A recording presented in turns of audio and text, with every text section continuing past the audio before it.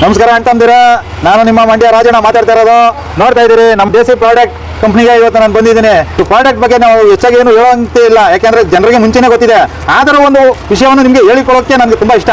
ಕಾರಣ ಏನಪ್ಪ ಅಂದ್ರೆ, ಅತಿ ಕಮ್ಮಿ ಸಮಯದಲ್ಲಿ, ಅತಿ ಕಮ್ಮಿ ಖರ್ಚಿನಲ್ಲಿ, ಅತಿ ಕಮ್ಮಿ ನೀರಿನಲ್ಲಿ ಆಗಬಹುದು, ಅತಿ ಕಮ್ಮಿ ನಿಮ್ಮ ಜಾಗದಲ್ಲಾಗಿರ್ಬೋದು, ಒಳ್ಳೆಯ ಒಂದು ಪ್ರಾಡಕ್ಟ್.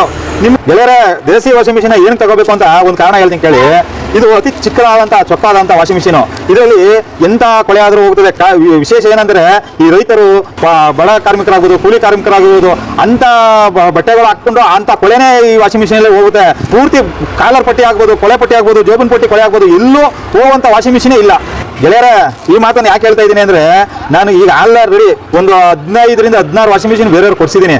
ಎಲ್ಲೂ ಯಾರು ಈ ಇಂಥದ್ದು ಕೊಳೆ ಹೋಗಿಲ್ಲ, ನನಗೊಂದು ಕಂಪ್ಲೇಂಟ್ ಇದೆ ಅಂತ ಎಲ್ಲೂ ಯಾರು ಸಹ ಹೇಳಿಲ್ಲ. ಕಾರಣ ದೇಸಿ ವಾಷಿಂಗ್ ಮಿಷಿನ್. ಬನ್ನಿ, ನಮ್ಮ ದೇಸಿ ಪ್ರಾಡಕ್ಟ್, KM ದೊಡ್ಡಿ, ಮಂಡ್ಯ ಜಿಲ್ಲೆ.